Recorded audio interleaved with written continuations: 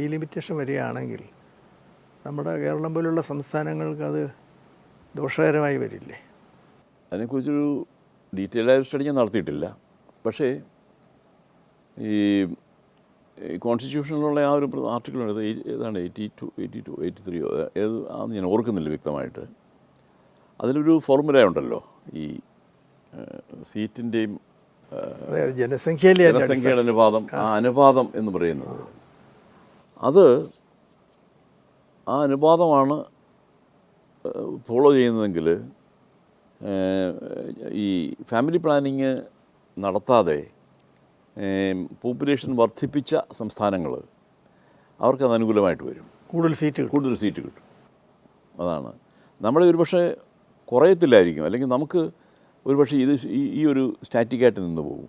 അവരുടെ കൂടുകയും നമ്മുടെ സ്റ്റാറ്റിക്കായിട്ട് നിൽക്കുകയും ചെയ്താൽ തന്നെ നമുക്ക് ദോഷകരമായിട്ടില്ല, ഒരു ഇംബാലൻസ് ഉണ്ടാവില്ല. അതെ, അതുണ്ടാവും. അപ്പോൾ അത് പണ്ട് മനസ്സിലാക്കിയിട്ടാണ് ഇന്ദിരാഗാന്ധിയുടെ കാലത്ത് അവർ ഈ 71 പോപ്പുലേഷനിൽ അത് ഫ്രീസ് ചെയ്ത് നിർത്തിയത്.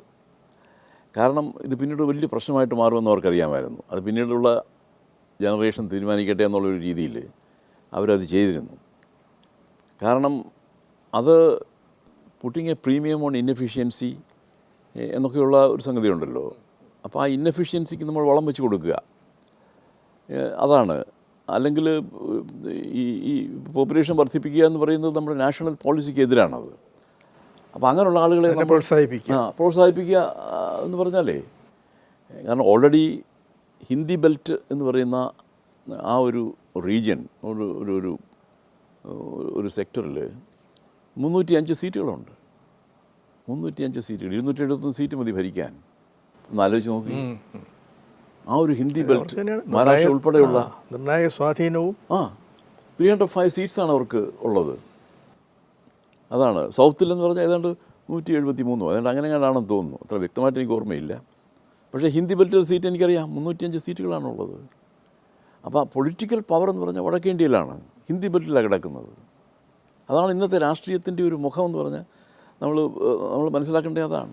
അവർക്ക് കൂടുതൽ സീറ്റ് ഉണ്ടാവുകയും നമുക്ക് ഒന്നുകിൽ സ്റ്റാറ്റിക്കായിട്ട് നിൽക്കുക, അല്ലെങ്കിൽ ചിലയിടത്തോട് കുറയുകയും ചെയ്യുക എന്ന് പറയുന്നത് അത് വലിയ ഇംബാലൻസ് ഉണ്ടാക്കുന്നതാണ്. പക്ഷേ അതിനെക്കുറിച്ച് സെൻസിറ്റീവായിട്ടുള്ള ഒരു ഗവൺമെൻറ് ഉണ്ടെങ്കിൽ മാത്രമേ ആ ഒരു ഇംബാലൻസ് കറക്റ്റ് ചെയ്യാൻ പറ്റുള്ളൂ.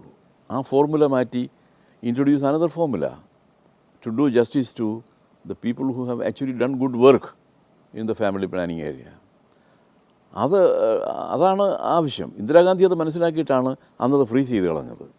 കാരണം അവരുടെ വർദ്ധിപ്പിക്കേണ്ട, അവർ ഇങ്ങനെ ചെയ്തവരല്ലേ, അവർ ഓപ്പോസിറ്റായിട്ടുള്ള കാര്യങ്ങൾ ചെയ്തവരല്ലേ എന്നുള്ള ഉദ്ദേശിച്ചിട്ട്. പക്ഷേ ഇപ്പം അങ്ങനല്ല. ഇപ്പോൾ ഈ നമ്മുടെ പൊളിറ്റിക്സിൻ്റെ ആ ഓറിയൻറ്റേഷൻ മാറിയല്ലോ. ഇപ്പോൾ ഒരു ഹിന്ദി ബെൽറ്റ് പൊളിറ്റിക്സ് ആണല്ലോ ഇപ്പോഴേ. അപ്പോൾ അതുകൊണ്ട് ആ ഒരു പ്രശ്നം ഉണ്ടാവാൻ സാധ്യതയുണ്ട്.